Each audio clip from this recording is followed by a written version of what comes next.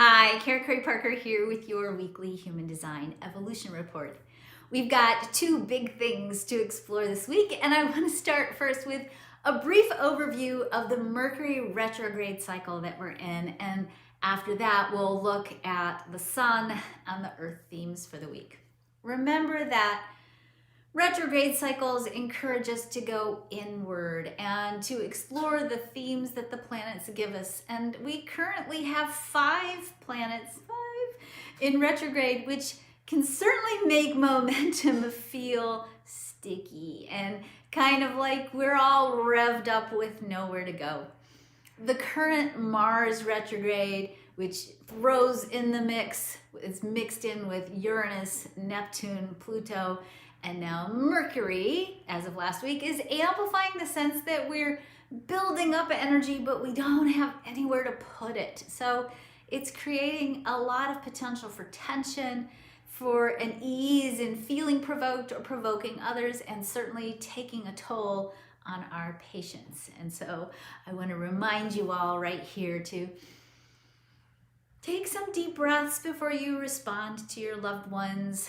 There's a lot of stuff going on in the celestial weather right now. Mercury adds its potential delightful confusion to the mix when it went retrograde last Wednesday, October 14, lasting until November the 3rd, following the United States election. And just a little reminder, the last time Mercury was retrograde during a United States election was when Al Gore won the popular vote and George Bush won the election.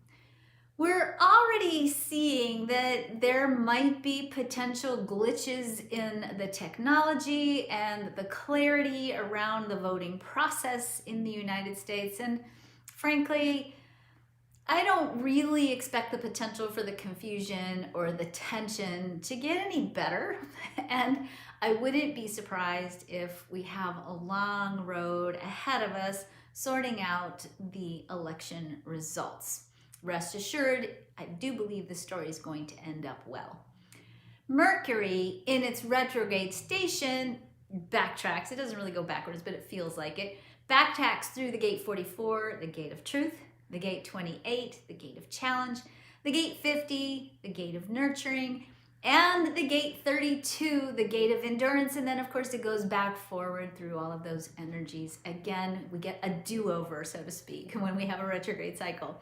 We're looking at the patterns of the past. We're clarifying what's truly valuable and worth taking a stand for. We're making sure that our actions are in alignment with our values and what we value, and we're biding our time until the timing is right to bring it all into alignment. We're also assessing our own value and our sense of what is valuable, making sure that we're walking our talk in every area of our life, and in particular in our current relationship or relationships. As always, a Mercury retrograde cycle can make technology unpredictable. Literally, last night in the middle of the night, my iPhone, which was at the other side of the bedroom, spontaneously called 911 all by itself. I don't want to look into the metaphors of what that means.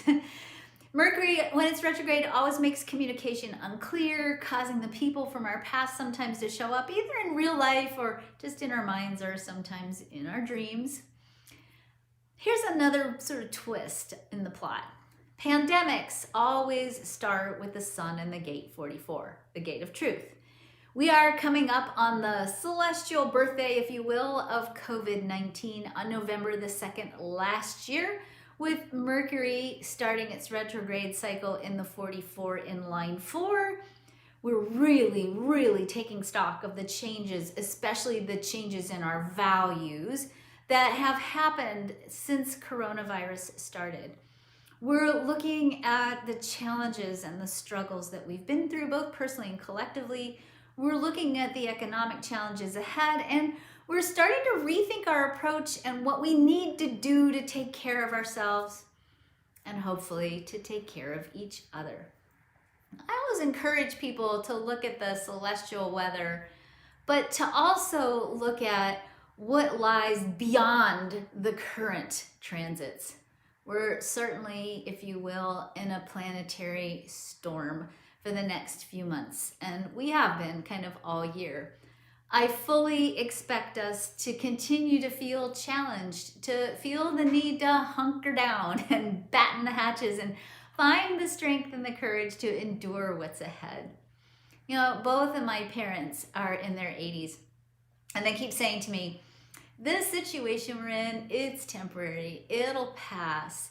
One day we'll just think of it as part of our past. You know, they've been alive long enough to know that storms do eventually blow over. And the real work starts when you pick up the debris and when you assess how you want to start anew, and when we have to put the work into building something better, stronger, more enduring. I want to encourage you to remember that what lies ahead for us is a cycle of massive reformation, renewal, and rebirth. This will pass. We will get through this. We will emerge with more loving, more enduring, more aligned, and more sustainable values in place. So don't let the temporary upheaval make you blind to the possibility of what's ahead. Take some time this week and really imagine what our lives are going to look like after the storm, how we're going to unite people after the storm. Think about what gifts you want to be sharing with the world. What do we, either personally and collectively, need to do to create a strong foundation of sustainability, equitability, justice, and enduring peace? These are truly the most important contemplations and imaginings for us to embark on right now. Use the darkness and the stillness of this time to contract inward and prepare for what's next. The sun, moving on to our next theme, transits in the gate 50 this week, the gate of nurturing. The earth transits in the gate 3, the gate of innovation. The gate 50 brings us the energy to share what we have and who we are with others. In its shadow expression, which, you know, is a learning opportunity, the gate 50 can sometimes be a little bit codependent, causing us to overcare. Guilt can sometimes be a big player when we're looking at the energy of the gate 50. And oftentimes that guilt causes us to stop ourselves from sustaining ourselves because we feel guilty and we take care of other people first instead of nurturing ourselves. Big lesson there for us. The gate 50 is also an energy that dictates our values, and in the shadow we have the potential to be too rigid, to hold on to principles too strongly, and or to be too flexible and then overly compassionate with our assessment of the choices of others. We need to find that middle ground between gentleness and love, and also holding true to our values and looking at the choices of others with compassion. We are mastering the ability to nurture ourselves so that we have more to give others. We'll have the intuition this week to know what others need to bring them into greater alignment with love, and we're going to know what we need to do to increase the well-being of others, but we have to do it in a balanced way.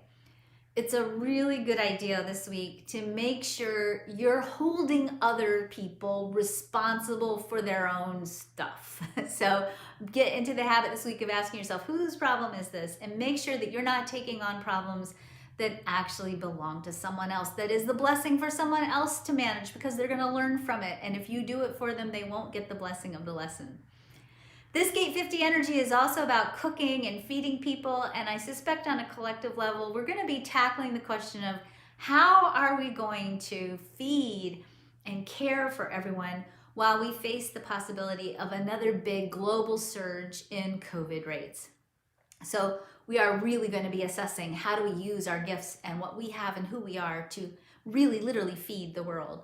With the earth in the gate 3, the gate of innovation, we are grounded in our ability to embrace and integrate new ideas and new ways of doing things. We're learning to stay in appreciation for our unique ways of thinking and trusting that as innovators on the leading edge of consciousness, our time to transmit what we're here to bring forth will come. So don't push, wait. Wait for right timing, and while you're waiting, cultivate your ideas with patience. You can't push against divine timing. You can't push against right timing. even though you might be feeling this deep sense of urgency. As hokey as this sounds, and I struggle with this sometimes too, gratitude for all that we have and all that we have been given is essential with aligning with and influencing, if you will, divine timing. If you're feeling impatient, and that's natural right now, that's going to be normal. Take stock of what you have and practice being grateful.